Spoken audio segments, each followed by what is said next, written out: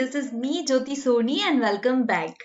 As you all know कि हमारी जो कंट्री है वो मिलकर के बनी हुई है गांव से, या कहते हैं ना भारत एक गांव वाला देश है। जी हाँ, भारत में बहुत सारे गांव है और जहाँ तक कि यहाँ की पॉपुलेशन है तो वो भी सारी रूरल साइड से ही आई वाली है।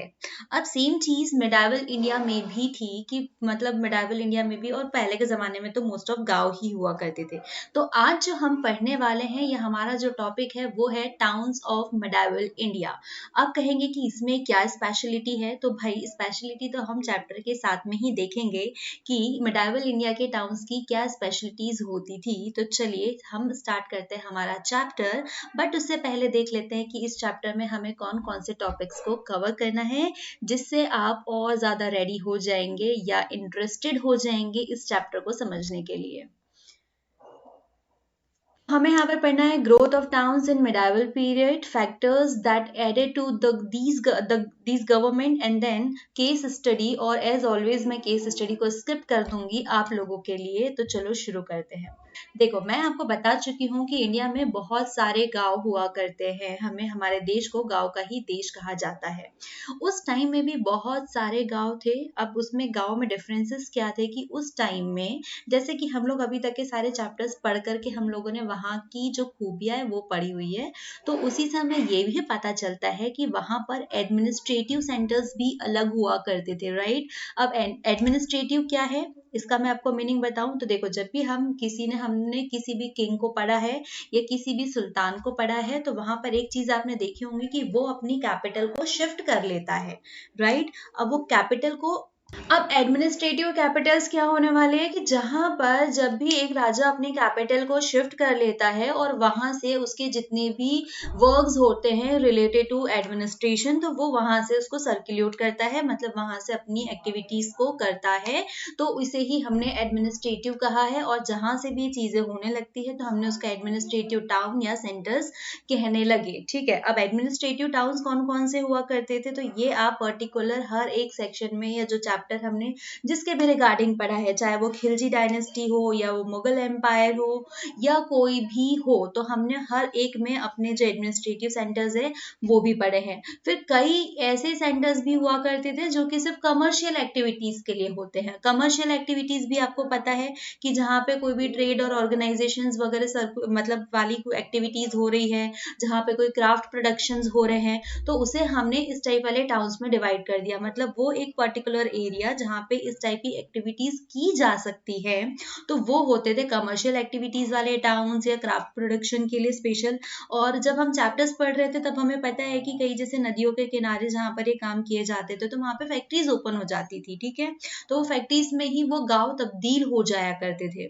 बहुत सारे टाउन्स ऐसे भी थे जहाँ पे हर एक तरीके का कॉम्बिनेशन है, वो एडमिनिस्ट्रेटिव भी है, वो कमर्शियल एक्टिविटीज भी हो रही है, वहाँ पे टेम्पल्स भी है, मतलब सारे इस टाइप का कंबाइन हुआ करता था। कुछ टाउन्स ऐसे भी थे जहां पर टेम्पल्स है, टेम्पल है, तो उस टाउन्स में क्या होता था, उस टाइप वाले टाउन्स में कि वहां पर जितने भी पिलग्रिम्स आ रहे हैं तो वहां पे स्टे करते थे, और वो भी अपने आप में एक ग्रैंड लेवल पे एक टाउन जो है वो बन जाया करता था।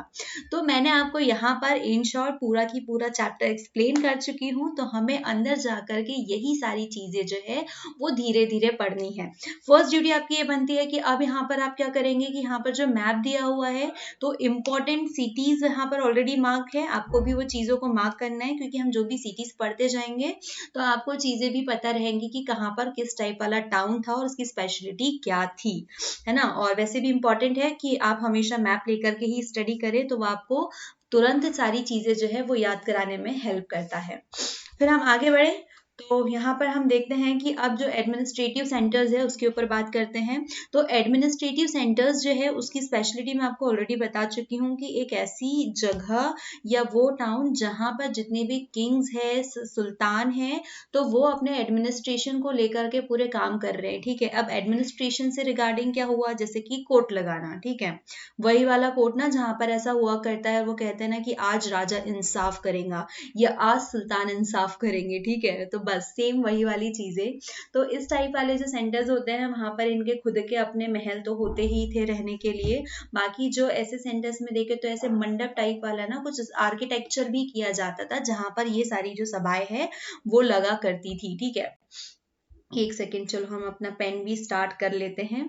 ठीक है, जो इस टाइप वाली जितनी भी सभाएं हैं वो भी यहाँ पर लगा करती थी। तो यहाँ पर मतलब मैक्स टू मैक्स जो पॉपुलेशन है या जो लोग वहां पर बैठने वाले हैं उस मतलब पार्लियामेंट में बोल सकते हैं, तो उनके अकॉर्डिंग ये चीजें बनाई जाती थी। ठीक है, हालांकि आप पीछे देख करके कहेंगे कि मैम ये तो मंदिर है, but it's a administrative centre. सबसे अच्छा एग्जाम्पल आपको चोला डायनेस्टी का तंजावुर वाला दिख जाएगा, जो कि एक अच्छा मतलब Thanjavur was a very good example of N administrative centre. तो यहाँ पर जो पैलेस मतलब जितनी भी प्लेसेस है वो मंडप के शेप में बने हुए हैं। तो यहाँ पर राजा अपना कोर्ट लगाया करता था जहाँ पे वो ऑर्डर्स देने का काम करेगा, जितनी भी पॉलिटिकल डिसीजंस होने वाले हैं रिलेटेड टू एडमिनिस्ट्रेटिव डिसीजंस होने वाले हैं, तो वो सारी चीजें यहीं से हुआ करती थी। ठीक है, अब पहले के जो राजा महाराजा है अगर हम उनका एडमिनिस्ट्रेशन देखें तो भाई आज से कहीं गुना बेटर है। ठीक है, आज जो चीजें हम सोच रहे हैं वो ऑलरेडी उस टाइम में हो चुकी होती है। अब ऐसी जो जगह है, क्योंकि यहाँ से पूरा की पूरा एडमिनिस्ट्रेशन देखा जा रहा है, तो किसी भी डायनेस्टी का सबसे इंपॉर्टेंट एक और पहलू क्या होता है, वहां की आर्मी, राइट। तो जो आर्मी जो सबसे इंपॉर्टेंट वाला एक और पहलू है, तो वो भी यहीं से सर्कुलेट होती थी। मतलब यहाँ का जो आर्मी का इंचार्ज है वो भी यहीं पे रहेगा, यहीं से राजा उसे लीड करेगा या जो भी वहां का सेनापति है वो। ठीक है, मतलब कुल मिला के जो मेन इंपॉर्टेंट काम होने वाला है तो कैपिटल में होते हैं। आप इन शॉर्ट ये भी बोल सकते हैं कि हम कैपिटल को ही एडमिनिस्ट्रेटिव सेंटर या एडमिनिस्ट्रेटिव टाउन कह सकते हैं, क्योंकि कैपिटल में ही तो वो राजा रहने वाला है और जहां से राजा रहेगा वहीं से अपनी सत्ता को चलाने वाला है। इसके अलावा बहुत सारे ऐसी मतलब टाउन्स भी और है तंजावुर के अलावा। फिर अब इनके इसमें क्या होता है कि यहाँ पर ट्रेड और कॉमर्स भी चलता है। ठीक है, मतलब ये एक सबसे वो कहना चाहिए एक थ्रीविंग सेंटर हो जाता है जो वहां के ट्रेड और कॉमर्स के लिए पर्याप्त होना चाहिए। मतलब एक सर्व संपन्न सुविधा युक्त संपन्न जो होता है ना वो। यहाँ पे आपको मार्केट्स देखने को मिलेंगे, स्पाइसेस, क्लॉथ, ज्वेलरी, गेम्स, है ना। जैसे हम अपनी कैपिटल में जाते हैं, ठीक है, जो भी जैसे एमपी की कैपिटल हम भोपाल देख ले तो हम क्या देखते हैं कि भोपाल जाएंगे, मेन शॉपिंग करेंगे, जो भी चीजें होती है। तो उस टाइम की भी ये जो कैपिटल्स है, टाउन्स है, तो यहाँ पर सारी चीजें अवेलेबल होती है। यहाँ पे उसके मार्केट्स भी लगेंगे। यहाँ पर ट्रेड एंड कॉमर्स से रिगार्डिंग लोग भी यहीं पे रहते थे। ठीक है, एक तो दो चीजों से कैसे, एक तो किंग को हेल्प करनी है वो भी हो जाएगा, फिर राजा ही वहां पे रह रहा है, मतलब हमें वहां ज्यादा से ज्यादा फायदा हो सकता है। तो ठीक है, जितने भी बिजनेसेस चल रहे हैं, जितने कॉमर्सेस है, तो वो सारे लोग भी यहाँ पर आपको दिखेंगे। वो है तो यहाँ पे मार्केट भी रहेगा, क्योंकि सबसे ज्यादा सुविधा भी हमें किसको प्रोवाइड करनी है, हमारे किंग को। The weavers of fine cotton and sculpture bronze image were also an integral part of these town. अब यहाँ पर ब्रॉन्ज मेकिंग जो थी ये सारी भी चीजें हुआ करती थी। और यूं कह ले तो जो तंजावुर था तो इसको आप मतलब कैपिटल तो था ही था, तो वहां पर जितना भी अर्बन सेटलमेंट्स थे, मतलब एक जो सिविलाइजेशन होना चाहिए, एक जो सिटी वाला एरिया होना चाहिए, अर्बन एरिया, तो उस टाइप की सारी फैसिलिटीज यहाँ पे थी। बहुत सुंदर सुंदर बिल्डिंग्स थी, टेम्पल्स थे। ठीक है, और इसके साथ साथ में सबसे इंपॉर्टेंट चीज क्या थी कि ये चोला एम्पायर का या चोला पीरियड का एडमिनिस्ट्रेटिव सेंटर था, और सेंटर था तो ये सारी चीजें तो वहां पर होनी जाहिर सी बात है, बनती ही है। तो आपको याद रखना है कि चोला डायनेस्टी का जो एडमिनिस्ट्रेटिव सेंटर था वो कौन सा था, तंजावुर था, और तंजावुर में इतनी सारी फैसिलिटीज थी। तो ये तो हमने चोला डायनेस्टी का देख लिया। इसके अलावा भी बहुत सारी ऐसी जगह थी जहां पर एडमिनिस्ट्रेटिव सेंटर्स हुआ करते थे। सपोज जैसे कि दिल्ली हो गया, आगरा हो गया, और दिल्ली और आगरा भी पता है कि मतलब जो दिल्ली सल्तनत था तो सब लोगों का मतलब कहाँ किसके इर्द गिर्द घूम रहे थे, सब लोग दिल्ली के वहीं पर। फिर हाँ, बीच बीच में था कि किसी ने फतेहपुर ले गई, किसी ने कहीं ले गई, अलग अलग जो कैपिटल्स है वो शिफ्ट होते गए, है ना। इसी बीच में फिर हम अकबर वाले काल में देखना तो आपको आगरा भी एक अच्छी खासी सिटी के रूप में दिखाई देता है। ठीक है, और ये फोर्ट से तो प्रोटेक्टेड थे ही, ताकि इसके अंदर, क्योंकि सबसे मेन इंपॉर्टेंट जो है वो होता है कि राजा की सिक्योरिटी, वहां के जनता की सिक्योरिटी। तो यहाँ पे फोर्ट्स थे, है ना, जो इनको सिक्योर करने के काम में आता था। Such town heads mosque, bazaar, educational institute, Sarai for travelers, nobles, officials. अब यहाँ पर पता है एजुकेशनल इंस्टीट्यूट तो है ही है, बाजार है, मस्जिदें हैं, ठीक है, मतलब जो आज के इसमें है वो सारी चीजें हैं। फिर यहाँ पे बहुत सारी सराय भी बनाई गई थी, और सराय तो हम लोगों ने पढ़ा ही है कि बहुत सारी मतलब क्रिएट की जाती थी, हर एक जो भी शहंशाह या सुल्तान वगैरह आता था वो भी क्यों, क्योंकि जो बाहर के ट्रेवलर्स आया करते थे उनके रहने के लिए, जो बिजनेसमैन आ रहे हैं जा रहे हैं, तो उनकी सहूलियत के लिए भी बहुत सारी सराय जो है वो क्रिएट की जाती थी। क्लियर। फिर क्या है वहां पर मतलब देखो सबसे एक मेन इंपॉर्टेंट, मैंने जब आपको एक लाइन बताई थी कि यहाँ पर क्या होता है, ट्रेड एंड कॉमर्स के रिगार्डिंग लोग भी यहीं कहीं रहते हैं, ठीक है। तो सिमिलरली यहाँ पर कारखाने भी होंगे, ठीक है, क्योंकि वहां पर जो फाइन क्वालिटी के प्रोडक्ट्स प्रोड्यूस करने हैं, तो वहां की जो मतलब रूलिंग क्लासेस, क्यों, क्योंकि ये सारी जो इंपॉर्टेंट चीजें हैं तो वो ये बेच कौन खरीद पाएगा, एक तो हाई सोसाइटी वाले लोग कहाँ रहते थे, वो रहते थे कैपिटल में या कह ले अर्बन। तो इन्हीं के नियरेस्ट वहां पर क्या किए गए, कारखाने भी सेटअप कराए गए, setup in these town to produce fine quality product of a variety for the ruling classes. तब जो रूलिंग क्लासेस के लोग थे उन लोगों के लिए मतलब जो प्रोडक्ट्स है वो क्रिएट करने के लिए यहाँ पे कारखाने भी खोले गए। तो आज की जो सिटीज होती है ना, जो सर्वगुण संपन्न सिटीज कहते हैं, तो आप उसको रिलेट कर सकते हो किससे, एडमिनिस्ट्रेटिव सेंटर से। सपोज जैसे कि हम बात करते हैं एमपी की कैपिटल भोपाल के बारे में, राइट। तो यहाँ पर जब आप देखें तो यहाँ पर सब सारी चीजें मिलेंगी, यहाँ की जो पार्लियामेंट होती है मतलब जो विधानसभा है, ठीक है, लेजिस्लेचर है, वो यहाँ पर आपको मिलेगा। यहाँ पर आपको बड़े बड़े कारखाने मिल जाएंगे, यहाँ पर आपको बड़े बड़ी यूनिवर्सिटीज मिल जाएंगी, मतलब मोस्ट ऑफ यूनिवर्सिटीज भी यहीं पर है। तो ऐसे ही उस टाइम की भी जो सेंटर्स है उस टाइम में भी हुआ करते थे, जहाँ पर सारी की सारी फैसिलिटीज जो है वो प्रोवाइड की जाती थी। तो आप अपने करंट को लेकर के आप अपने पास्ट को कंपेयर कर सकते हो। फिर उसके बाद में हम आगे बढ़े तो हमारे पास नेक्स्ट कैटेगरी आती है towns as centres of pilgrims, ठीक है, पिलग्रिमेज। अब भाई नाम से क्लियर है, पिलग्रिम्स है, पिलग्रिमेज है, तो ये क्या हुआ है कि बाहर से आए वाले लोग, तीर्थयात्री बोल सकते हो आप इन्हें। तो अब जो प्लेसेस होंगे वो भी इसी टाइप के होंगे। अगर हम इंडिया के ऊपर बात करें तो आपको वृंदावन में देखने को मिल जाएगा इन उत्तर प्रदेश, राइट। सोमनाथ गुजरात में है ना, कांचीपुरम आपको, कांचीपुरम मदुरई जो है तमिलनाडु में मिल जाएगा, तिरुपति आपको आंध्र प्रदेश में मिल जाएगा। तो ये ऐसे प्लेसेस जो है वो इंपॉर्टेंट बन जाते हैं टेम्पल टाउन्स, राइट। मतलब यहाँ पर आपको मोस्ट ऑफ टाउन्स देखने को मिलेंगे, यहाँ पर भक्ति से रिलेटेड लोग ही आपको इन टाउन्स में देखने को मिलने वाले हैं। अब इन टाउन्स का फॉर्मेशन कैसे हुआ ये इसके ऊपर बात करें तो देखो, टाउन्स है ऑब्वियस ही बात है, मंदिर है तो मंदिर में सेवा करने वाले लोग भी बहुत सारे मिलेंगे, राइट। मतलब एक तो वहां पर पुजारी वगैरह हो गए, इस टाइप के जो पिलग्रिम्स आते हैं वहां पर तो वो स्टे करते हैं। तो ऐसे जब लोगों की मतलब उन लोगों की नीड्स होती है, जब हम आज के मंदिरों में देखते हैं, सपोज आप वृंदावन चले जाइए, जब वृंदावन में जाते हैं तो क्या आपको सिर्फ भगवान मिलते हैं, बिल्कुल नहीं। वहां पर आपको बहुत सारी शॉप्स मिलने वाली हैं, बहुत सारे होटल्स मिलेंगे, ठीक है, बहुत सारे रेस्टोरेंट मिलेंगे खाने पीने के लिए, स्टे करने के लिए आपको बहुत सारे होटल्स मिलने वाले हैं, फिर बहुत सारे और प्लेसेस भी है। तो ऐसे करके वहां की आबादी भी बहुत सारी है और एक अच्छा फला फूला गांव भी बन जाता है ये, ठीक है। तो इसी टाइप वाले जो इनको हम कहते हैं towns as centres of pilgrims, ठीक है, या आपको टाउन जो टेम्पल टाउन्स है आप उन्हें बोल सकते हो। मतलब वहां से भगवान नहीं रह रहे हैं, भगवान की पूजा करने वाले नहीं रह रहे हैं, बल्कि इस टाउन में उन चीजों को सपोर्ट करने वाले भी बहुत सारे लोग स्टे कर रहे हैं। क्लियर। एग्जाम्पल इंडिया में तो आपने इतने सारे देख लिए।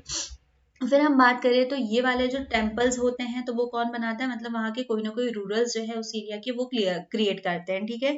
जैसे हमने मिडावल इंडिया में भी पढ़ा था, बहुत सारे लोगों ने बहुत सारे फोर्ट बनाए थे, बहुत सारी मज़ारें बनी हैं, टेम्पल्स बने हुए हैं। और स्पेशली चंदेल वंश वाले इसमें बात करें तो भैया उस वक्त तो बहुत सारे ही बने हुए थे। Temple town developed when rulers build temples and give them grants of land and money to show their religious devotion, ठीक है। मतलब जब आप उन्हें बहुत सारी जमीन भी देते हो, आप उसको पैसा भी देते हो और वहां पर रिलीजियस डेवोशन जो है वो भी क्रिएट करने का मौका देते हैं, उस चीजों को बढ़ाते हैं। अब जो पेलिग्रिम्स होते हैं वो कौन होते हैं, ये बाहर के लोग हैं जो मतलब घूमते हुए आते हैं, visited this place also made donation, ठीक है, वो प्लेसेस को विजिट करते हैं, डोनेशन भी बनाते हैं, इस टाइप वाले हो गए। These temple later developed into a major centre for multiple nature of social, economic and course of religious activities. अब यहाँ पर बहुत सारी, जैसे कि जस्ट मैंने आपको वृंदावन वाला एग्जांपल दिया, तो यहाँ पर सोशल एक्टिविटीज भी होने लगी, इकोनॉमिक, इतने सारे शॉपकीपर्स हैं वहाँ पर अपना अपना बिजनेस चला रहे हैं, ठीक है। और रिलीजियस एक्टिविटी तो होती ही है, क्योंकि भाई मंदिर है तो ऑफकोर्स वो चीजें होनी ही है यहाँ पर, ठीक है। फिर हम थोड़ा सा और अपनी यात्रा को आगे बढ़ाए, तो यहाँ पर बहुत सारा एक ग्रुप रहता है, a large group of people associate with temple activity settled near the temples. Obvious सी बात है, जो मैंने बताया कि जितनी भी वहाँ की एक्टिविटीज है तो उससे रिलेटेड आपको क्या कहना चाहिए, होटल बनवा रहे हैं कुछ लोग वहाँ पर, अपनी चीजें जो है अलग अलग जगह से आए वाले लोग जो है वो अपनी चीजों को वहाँ पर बेचते हैं, जो आने वाले लोग हैं वो वहाँ की स्पेशलिटी समझ के उस चीजों को खरीदते भी है। जैसे आप वृंदावन की गलियों में जाओगे तो आपको हर जगह क्या दिखेंगे, मावे के लड्डू वाले जो है वो वहाँ पर आपको शॉप्स जो है वो दिखाई देनी ही देनी है। तो ऐसे ही बहुत जगह होते हैं, priest, craftsman, worker, trader, serve of associate with the temple and the pilgrims. कुछ टेम्पल्स ऐसे हैं, मतलब साउथ इंडिया में तो मोस्ट ऑफ टेम्पल्स ऐसे भी है जो कि लोन्स भी देते हैं इन आर्टिशियंस को, कि भाई अब आप जाकर के अपना काम करो, कुछ अपना इस पे मतलब जो ट्रेड है वो आप इस्टेब्लिश कर सकते हो, उस टाइप का। और इवन ये ठीक है, मतलब ये जो मंदिरों से आने वाला पैसा है वो न सिर्फ इन लोगों को सपोर्ट करता है, इवन वो स्कूल्स भी बनाते हैं। These temple had schools attach to them. तो देखो भाई, पैसा भगवान का आ रहा है तो वो अच्छे काम में लगे तो ही बेटर है ना।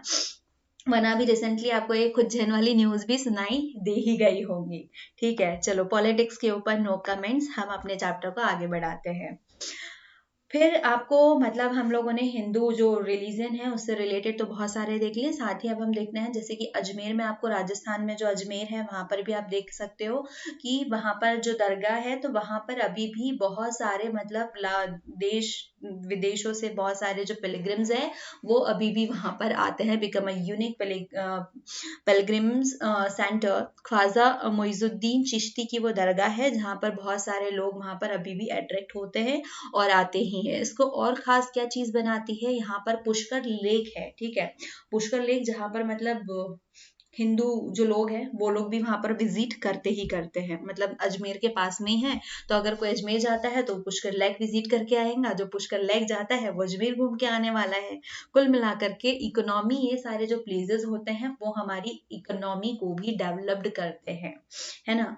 अब आता है हमारे पास में कमर्शियल टाउन्स। तो अब कमर्शियल टाउन्स क्या होते हैं, कमर्शियल नाम से ही आपको क्लियर हो चुका होगा कि जहाँ पर कमर्शियल यूजेस हो रहे हैं, जहाँ पे ट्रेड्स हो रहे हैं, ये सारी चीजें हो रही है, तो वहां पर क्या होने वाला है, कमर्शियल टाउन्स उसी को कहने वाले हैं हम।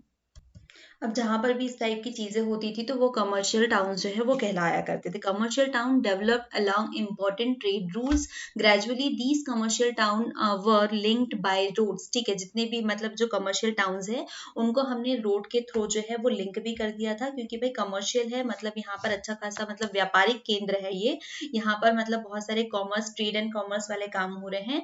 तो रोड से जोड़ने का क्या सेंस था, क्योंकि जब तक कि आप इसकी कनेक्टिविटी अदर सिटीज से नहीं करेंगे, अदर बड़े बड़े जो कमर्शियल एरियाज है उससे नहीं करेंगे, तो कोई बेनिफिट ही नहीं देगा ना वो कमर्शियल एरिया, ठीक है। इसकी शुरुआत कैसे हुई थी, जो शेषाचूरी है उसने एकदम जो एकदम एक एंशिएंट रोड है वो भी बनाया था इसी पर्पज से। और शेषाचूरी वाला जो है आप लोग मुगल एम्पायर में बहुत अच्छे से पढ़ चुके हैं कि वो कितने सही तरीके से उसने अपने एम्पायर को संभाला हुआ था, हालांकि वो हुमायूं से लिया हुआ था बट फिर भी उसने बहुत अच्छे से किया था। शेषाचूरी repaired the ancient imperial road which connected Sunargaon near Dhaka to Peshawar in northwest. Many of sarai built along this road become commercial towns.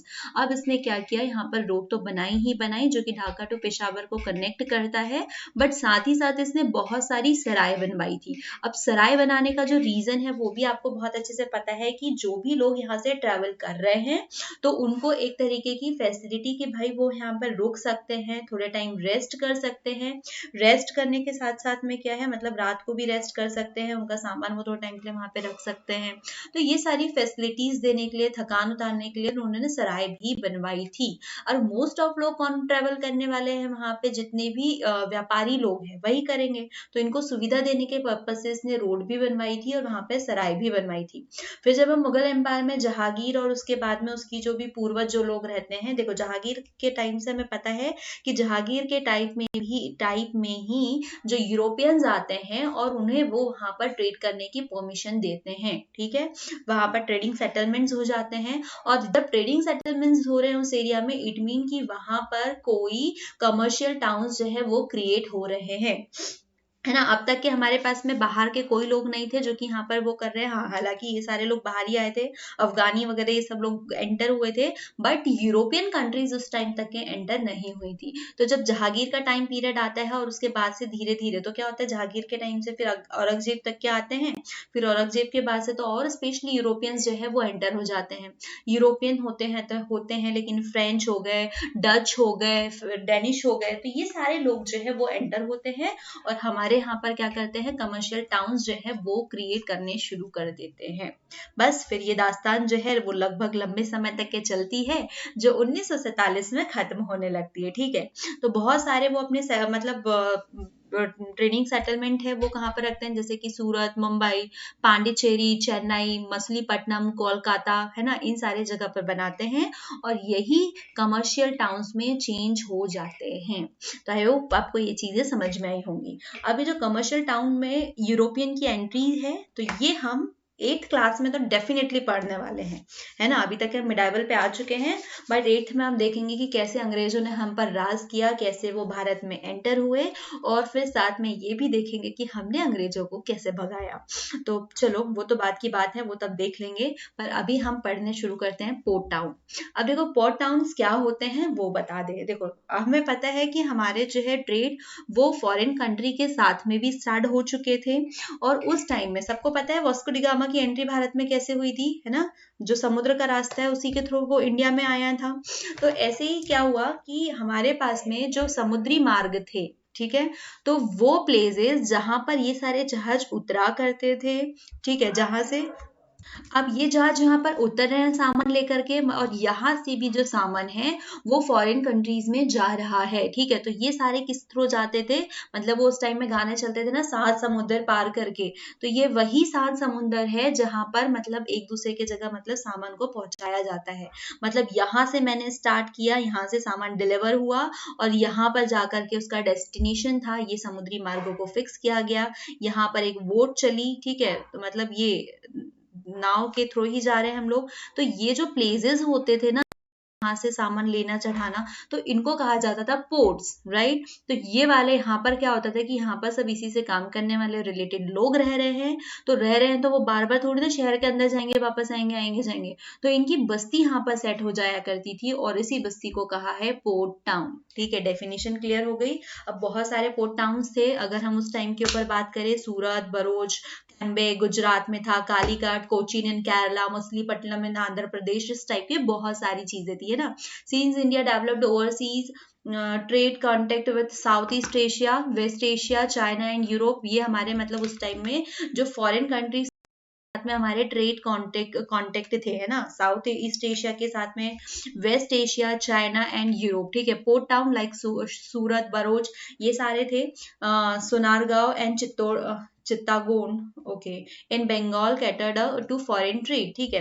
अब ये जितने भी थे वो मेजर पोर्ट थे, ठीक है, मतलब यहाँ पर major port towns and cities, ठीक है। All these port and a few other developed as the major port towns and cities, जितने भी ये प्लेसेस थे तो ये बहुत बड़ी बड़ी सिटीज में भी कन्वर्ट हो गए, टाउन्स में भी हो गए, और यहीं से सारे जो फॉरेन ट्रेड है वो चला करते थे।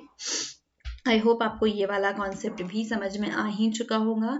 फिर हम बात करते हैं ग्रोथ ऑफ अर्बनाइजेशन, मतलब ये कह ले कि शहरीकरण, ये लोग कैसे गांव से शहर की ओर बढ़ रहे हैं या किस तरीके से शहरों की ग्रोथ हो रही है, ठीक है। तो इसके लिए एक सिंपल सा एग्जांपल मैं आपको एक्सप्लेन करूं। देखो हम लोगों ने पढ़ा था कैपिटल्स हुआ करती, ठीक है, लोग कैपिटल को शिफ्ट कर लेते हैं, राइट। तो अब कैपिटल शिफ्ट कर रहे थे, तो वो जो हम लोगों ने वहां पर ऊपर जो सबसे पहले एक सिटी पड़ी हुई थी ना, एडमिनिस्ट्रेटिव सिटी की थी कि सारी की सारी जो फैसिलिटीज थी वो इन सिटीज में प्रोवाइड की जाती थी, राइट। अब वो सारी फैसिलिटीज जो है यहाँ पर प्रोवाइड, तो ऑब्वियस सी बातें हैं कि इन फैसिलिटीज को प्रोवाइड करने के लिए भी कुछ लोग हैं, जैसे कि वहां पर बहुत अच्छे तरीके की क्रॉकरी जो है वो रूलिंग क्लासेस के लोगों के लिए प्रोवाइड की जाती है। तो डेफिनेटली क्राफ्ट्समैन भी तो होने चाहिए, क्योंकि इन्होंने कारखाने भी तो वहीं शहरों के किनारे खोले हुए हैं। ठीक है, वहां पर एक अच्छे तरीके का क्या कॉटन हुआ करता था, तो कॉटन मिल्स भी होंगी, जितने भी होंगे। तो क्या हुआ कि शहर मतलब गांव वाले जो विलेजेस है, तो वो लोग शिफ्ट हो रहे हैं शहरों की तरह अपनी रिक्वायरमेंट कंप्लीट करने के लिए, फैसिलिटीज के लिए। तो हम कह सकते हैं कि ये मतलब ये वाले सिटीज होंगे। In medieval period a number of small town emerged in India. Each town had a mandi to which villagers from the nearby village brought their products to sale. अब हर एक टाउन के पास में एक मंडी भी होती है। ऑब्वियस सी बात है कि जब इस टाइप के टाउन्स में आप जाओ, मतलब चेंज होते हैं, तो वहां पर मंडी क्यों होंगी, ताकि वहां पर जितने भी विलेजर्स हैं वो एक तो अपना सामान को सेल करे या परचेस करे, जो भी है ना लेन देन वाला सिस्टम। फिर हर एक टाउन के पास में एक स्ट्रीट भी होती है, ठीक है, जिसमें एक लाइन से शॉप लगी हुई है, मार्केट लगा हुआ है, और फिर उसके साथ में क्या है कि इसी के साथ में मतलब बहुत सारे नंबर ऑफ आर्टिशियंस होंगे, जो मैंने जस्ट आपको बताया, जैसे ब्लैक स्मिथ हो गया, स्टोन मानसून हो गया, पॉटर्स हो गए। तो ये सारी सप्लाई लोगों को करना भी तो है, तो इन सारी सप्लाईज के लिए वो इंसान भी मौजूद होंगे। तो उस वक्त मतलब बहुत सारे ट्रेडर्स जो है वो वहां पे रहते थे, और वो ट्रेवलिंग भी करते थे, मतलब ये इस टाइप वाले जो अर्बनाइजेशन वाले टाउन्स हैं वो वाले, ठीक है।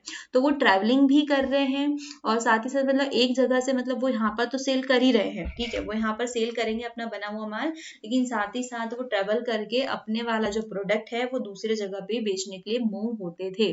There were also travelling merchant who moved from one town to another, जैसे आज की डेट में भी ऐसी चीजें होती है। Craftsmanship of India. अब भाई इंडिया जो है वो बहुत ही ज्यादा टैलेंटेड था, मतलब ठीक है पहले से ही टैलेंटेड था। तो इंडिया में बहुत सा टाइप के आप क्राफ्ट्समैन देख सकते हो, weavers, metal worker, carpet worker, shoe makers, और उस टाइम शू मेकर्स तो बहुत ज्यादा थे। India was world famous for cotton textile and 150 type of cotton cloth were produced. जो इंडिया है उस टाइम की, मतलब मैं अभी की बात नहीं कर रही हूँ, लेकिन उस टाइम पे भी इंडिया अपने कॉटन टेक्सटाइल के लिए बहुत ज्यादा फेमस था। और यकीन मानिए मतलब 150 टाइप ऑफ कॉटन किसे कहा जाता है, ठीक है, मतलब आज आप 100-150 जो वेराइटी कपड़ों की बता दो तो बहुत बड़ी बात है, लेकिन हमारी इंडिया में उस टाइम पर भी 150 कॉटन क्लोथ्स के जो टाइप्स है वो भी प्रोड्यूस किए गए थे, और मतलब वर्ल्ड में फेमस तो होना ही है। और हालांकि कहीं ना कहीं ये सारी चीजें जो है वही लोगों को अट्रैक्ट की है हमारे इंडिया में। कहते हैं ना कि इंडिया जो है वो सोने की चिड़िया था, तो सोने की चिड़िया कहने का जो अर्थ है ना वो यही है मीनिंग, ठीक है। क्यों? क्योंकि यहाँ पर ये जो चिड़िया बताई जा रही है ना सोने, तो इसका मतलब ये है भाई ये चिड़िया नहीं है तो डक समथिंग कुछ बन गया है। ओके ओके, चलो इसी से काम चला लेना, ठीक है। क्योंकि हमारे यहाँ पर स्पाइसेस बहुत अच्छे अच्छे थे। जब वास्को डी गामा इंडिया में एंटर करता है और जब वो यहाँ से जाता है तो उसके प्लेस तक पहुंचने तक के उसे 60 लाख का मुनाफा होता है, बेनिफिट होता है, ठीक है। तो ऑब्वियस सी बात है इंडिया को सोने की चिड़िया कहा गया है, ठीक है। ये ना समझना कि इंडिया में कोई सोने की चिड़िया बनी हुई थी जिसे लूटने के लिए अंग्रेज आए थे, ठीक है। वो सोने की चिड़िया का मतलब है कि हमारे यहाँ पर इतनी सारी डिफरेंट वैरायटी की चीजें थी, जैसे हमारे यहाँ स्पाइसेस हो गए जिसमें काली मिर्च स्पेशल थी है ना, ब्लैक पेपर। हमारे यहाँ कॉटन की आप सोच लो 150 वैरायटीज है कॉटन की। सिल्क प्रोडक्शन में भी मतलब इंडिया जो है वो काफी अच्छा डेवलप हो गया था। हालांकि सिल्क प्रोडक्शन जो है वो हमने चीन से सीखा वाला है, ठीक है, चीन में ही इसका प्रोडक्शन हुआ था। चीन production also developed and Bengal become an important centre of silk production, ठीक है, सॉरी मैं चील बोल रही थी, ठीक है। अब जो बंगाल है वो भी सिल्क प्रोडक्शन के लिए एक इम्पोर्टेंट सेंटर बन गया था। फिर उसके साथ ही साथ Indians were also expert in manufacturing dyes. India ने जो है डाइज बनाने में भी बहुत अच्छा मतलब अपने आप को क्या कर लिया था, एक्सपर्ट बना लिया था। इसके साथ साथ में हमारे यहाँ पर मतलब जो शुगर है, शुगर के 3 टाइप्स बताए गए थे, ठीक है। अब शुगर के 3 टाइप कैसे, देखो सबसे पहले तो हम गन्ना उगा रहे हैं, ठीक है। तो गन्ना उगा रहे हैं तो इंडिया में 3 टाइप ऑफ शुगर जो है वो प्रोड्यूस की गई। फर्स्ट जिगरी जिसको हम गुड़ कहते हैं, फिर उसके बाद में हमारे यहाँ पाउडर शुगर भी आया, मतलब जो चीनी का एकदम शुगर मतलब पाउडर हो जाता है वो। और तीसरा फॉर्म जो कि हम यूज करते हैं क्रिस्टल फॉर्म, ठीक है, मिश्री भी बोल सकते हैं ना, लार्ज क्रिस्टल कॉर्ड मिश्री, मतलब हम एकदम बारीक दानेदार शक्कर यूज करते हैं, उसी को थोड़ा बड़ा रखेंगे तो उसको हम मिश्री भी कह सकते हैं। ठीक है, मतलब कुल मिलाकर के 3 टाइप जो है वो इंडिया में किए गए थे, और इसको मतलब शुगर जो है वो न सिर्फ इंडिया में रही बल्कि हमने इसको अब्रॉड में भी सेल किया। साथ ही साथ हम स्टोन कटिंग में भी बहुत ज्यादा मतलब एक्सपर्ट हो चुके थे। India also excellent in stone cutting in making ornament of Ivory, papers, diamond. ठीक है, इतनी सारी चीजें। और डायमंड की बात करें तो हमारे यहाँ का कोहिनूर हीरा भी गया है, ठीक है, सभी को पता है। क्राफ्ट्समैनशिप में भी मतलब इंडिया ने बहुत ज्यादा मतलब इसका हाथ चला हुआ था, और ये ज्यादातर हेरिडिटी सिस्टम हुआ करता था, ऑक्यूपेशन जो है कि मतलब एक के बाद एक जो है वो उसको एडॉप्ट करता था। ठीक है, जैसे कि मैं अगर सिल्वर में डायमंड के ऊपर काम कर रही हूँ तो मेरी आने वाली पीढ़ी भी जो है वो डायमंड के ऊपर ही काम करेंगी। Indian craftsman excellent in their fine workmanship, sometime a town specialised a particular craft like Dhaka, Patna, Varanasi, Kanchipuram, important centre of textile productions. मतलब हमारे इंडिया में जो कई लोग हैं वो अपनी जो क्राफ्ट्समैनशिप है उसमें इतने ज्यादा एक्सीलेंट हो गए कि हमने कुछ पर्टिकुलर टाउन जो है वो स्पेशल बना लिए। जैसे टेक्सटाइल प्रोडक्शन के लिए अगर हम बात करें तो मोस्ट ऑफ हमारे पास में दिमाग में आता है ढाका हो गया, पटना हो गया, तो यहाँ के लोग इसमें इतने ज्यादा एक्सपर्ट है कि हमने इसको सिर्फ जो टेक्सटाइल प्रोडक्शन है इसी सेंटर का नाम दे करके रखा हुआ है। तो भाई डोंट अंडर एस्टिमेट, है ना, आर कंट्री, वो पहले से ही बहुत ज्यादा गुणी थी। अब ट्रेड एज अ प्रोफेशन, अब ये चीज कैसे हुई भाई? देखो, अब उस टाइम के मतलब उस टाइम में बहुत डिफरेंट काइंड ऑफ जो ट्रेडर्स होते थे, मतलब there were many kind of traders selling products. अब वो बहुत सारे प्रोडक्ट को सेल कर रहे हैं, कोई घोड़ा बेच रहा है, कोई नमक बेच रहा है, कोई सैफरॉन बेच रहा है, कई स्पाइसेस बेच रहे हैं, और वो भी डिस्टेंट प्लेसेस में। ठीक है, अब जो ट्रेडर्स होते थे तो ये छोटे छोटे ग्रुप में जो है वो ऑर्गेनाइज्ड हो जाएंगे, और ये जो ऑर्गेनाइज्ड ग्रुप था इनका क्या था, एसोसिएशंस थे या गिल्ड्स जो कहलाते हैं, तो इस फॉर्म में लोग रहते थे। अब इनके एसोसिएशन में क्या होता था कि जब एक ट्रेडर है, मतलब बहुत डिफरेंट काइंड ऑफ ट्रेडर्स हैं, तो अभी भी हम लोग देखते हैं ना कि हमारे यहाँ पर एक व्यापारी संघ होता है। ठीक है, बस वही जो है, तो वो जो व्यापारी संघ होते हैं तो उसके अंदर मतलब जो एसोसिएशंस होते हैं तो वो लोग उसके लिए रूल्स बनाते हैं, रेगुलेशंस बनते हैं, और उसी के अकॉर्डिंग इन लोगों को फॉलो भी करना होता है। तो सिमिलरली उस टाइम पर भी ये चीजें होती थी कि वो लोग जो है मतलब इनके लिए रूल और रेगुलेशंस क्रिएट करते थे, मतलब जो व्यापार के जो नियम कायदे कानून है वो फिक्स करेंगे। साथ ही साथ जो चीजें हैं, जो प्रोडक्ट्स है, डिफरेंट प्रोडक्ट्स, तो उनके एकदम फिक्स प्राइस रखेंगे कि हमें इस प्राइस के अंडर में इस प्रोडक्ट को देना है। ठीक है, इसका एग्जांपल आप अलाउद्दीन खिलजी के मार्केट पॉलिसी से ले सकते हो। जब उसकी मार्केट पॉलिसी आई थी तो उसने इस टाइप की चीजें जो है वो क्रिएट की हुई थी। ठीक है, अब प्रोडक्ट जो है वो क्या होते हैं, वो आपको अगर आप लोकल मार्केट में जा रहे हो, बाजार में जा रहे हो, तो आपको वो कम अमाउंट में मिलेंगे। ठीक है, मतलब जब हम मार्केट जाते हैं तो हमें वो लिमिटेड अमाउंट में मिलता है, लेकिन हमें होलसेल मार्केट में लेना है तो उसके लिए क्या होता है, मंडीज में जाया जाता है। ठीक है, जब हम अनाज लेने जाते हैं तो हम लोकल मार्केट से हमारे लिए आटा दाल चावल खरीद के ले आते हैं, बट जब हम लार्ज अमाउंट में जाते हैं तो क्या करते हैं, मंडी में एंटर करते हैं। तो सिमिलरली वहां पर भी होता था, the items were available in small quantity in बाजार and in big amount in mandis. तो मंडीज में आपको बड़े अमाउंट में मिलता था, और यहाँ पर food stocks and textile were the main Indian items, main item of trade. ठीक है, यहाँ पर मेन आइटम क्या होता था मंडी में, टेक्सटाइल्स हो गए, फूड स्टॉक्स हो गए, तो ये सारे यहाँ के मेन आइटम्स हुआ करते थे। इंडिया, एक सेकेंड, सॉरी, एक गलत साइड जो है वो ओपन हो गई थी। The Malabar region of Kerala was known as the trade of, मतलब जो मालाबार रीजन है केरला वाला, ठीक है, केरला का, तो वहां पर किस चीज के सबसे ज्यादा व्यापार होते हैं या ट्रेड होता है, ginger, pepper, cardamom, cinnamon, pearl, candies, ये सारी चीजें ना, कोकोनट्स वगैरह, तो इन सब का जो ट्रेड है वो उस वहां पर हुआ करता था। There were trading communities in India like Marwaris, Bania, ठीक है, क्षत्रिय, बोहरा, मुस्लिम। ठीक है, अब कुछ चीजें मतलब हमारे इंडिया में तो स्पेशली चीजें हैं, आप लोग भी बहुत अच्छे से जानते होंगे कि हम लोगों ने जो जाति सिस्टम होता है तो चीजें डिवाइड करके रखी हुई है कि एक बनिया है, इट मीन कि उसके यहाँ पर बनियागिरी की दुकानें होंगी, हम कहते हैं ना कि भाई ये तो बड़ा ही बनिया है, साहूकार है, सुनार है, तो इस टाइप की जातों का यूज किया जाता है उनके ऑक्यूपेशन को बताने के लिए। तो वैसे ही हमारी इंडिया में बहुत सारी ट्रेडिंग कम्युनिटीज है, जैसे मारवाड़ी हो गया कि मारवाड़ी है ये काम करेगा, बनिया है तो वो बनिया वाली दुकानों का काम करता है, छत्रीज है, ठीक है, बोहरा, मुस्लिम, तो ये सारे जो है मतलब इनके जो हेरिडिटी प्रोफेशंस है, मतलब पीढ़ी दर पीढ़ी चलते जा रहा है। तो trading was a highly specialised profession in medieval India.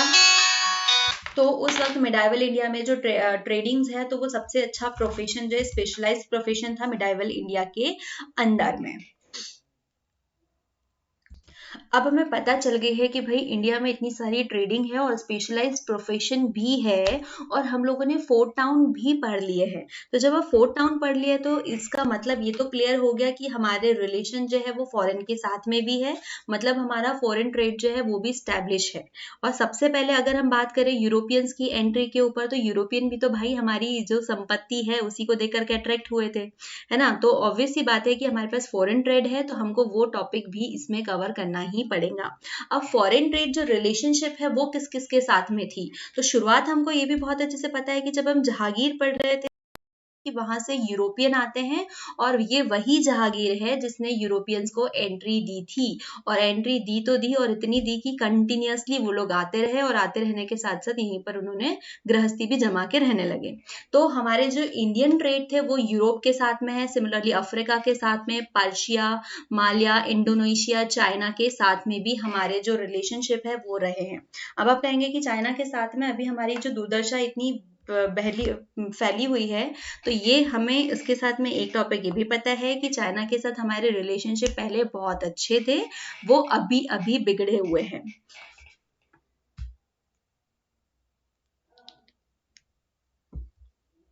अगर हम इंडिया के ऊपर बात करें तो इंडिया की टेक्सटाइल, क्योंकि अभी तक के जस्ट हम लोग जो ट्रेड पढ़ रहे थे तो वहां पर हमें पता है कि इंडिया जो है वो टेक्सटाइल में बहुत ज्यादा, मतलब क्या कहना चाहिए, अपना बेस्ट देने वाला था। सिमिलरली यहाँ पर स्पाइसेस भी बहुत है, तो ये वही पॉपुलर आइटम्स है जो कि हम सोल्ड करते थे अब्रॉड में, ठीक है। Indian textile and spices were highly popular items which were sold abroad. अब ऐसा तो बिल्कुल भी नहीं था कि हम सिर्फ इंडिया से चीजों को बाहर भेज रहे हैं, बिल्कुल भी नहीं, क्योंकि इतना सेल्फिश तो कोई भी मतलब होता ही है। तो जब हम अब्रॉड में कुछ ना कुछ चीजें भेज रहे हैं तो हम वहां से कुछ चीजें इंपोर्ट भी करते हैं। तो वो चीजें क्या हो सकती है, रिटर्न में हम लोग गोल्ड लिया करते थे, आइवरी फ्रॉम अफ्रीका, वहां से चीजें लेते थे, ब्लू पॉटरी हम लोग बुलाते हैं, टीन सिल्वर फ्रॉम चाइना। तो इन लोगों को हमने कुछ चीजें सप्लाई की थी, तो हमने इनसे कुछ चीजें जो है वो रिटर्न में मांगी भी है, ठीक है। जैसे कि हम लोगों ने सिल्वर चाइना से लिया, साउथ ईस्ट एशिया से लिया, और हॉर्सेस, क्योंकि हॉर्सेस उस टाइम में मिडाइवल इंडिया में तो भाई वॉर पे वॉर हो रहे हैं, तो उसकी सबसे बड़ी कमी है। तो हॉर्सेस हमने कहाँ से लिए, हमने पर्शिया से हॉर्सेस भी इंपोर्ट किए। तो ये सारी खिचड़ी थी हमारे इंडियन ट्रेड के बारे में, जो कि आपके लिए इंपॉर्टेंट थी, ठीक है। मतलब इतने सारे टाउन्स थे, तो टाउन्स में हम लोगों ने मोस्ट ऑफ जो टाउन्स है अगर वो आपसे पूछे जाएंगे तो भाई वो इंपॉर्टेंट कौन कौन से, एडमिनिस्ट्रेटिव वाले, पोर्ट टाउन्स, और जो जितने भी कमर्शियल एरियाज थे वो सारी चीजें। साथ ही साथ हम लोगों ने बहुत सारे इंडियन टेम्पल टाउन्स भी पढ़े हैं। तो अब वो क्यों इंपॉर्टेंट होंगे, क्योंकि यहाँ पर आपके लिए बहुत सारे पिलग्रिम्स जो है वो इंडिया में एंटर करते हैं। तो आज के चैप्टर में इतनी सारी चीजें थी, उम्मीद है आप लोगों को बहुत अच्छे से समझ में आई भी होंगी। अगर आपका कोई भी डाउट बचता है रिगार्डिंग टू एनी टाउन तो आप मुझे कमेंट में बता सकते हैं।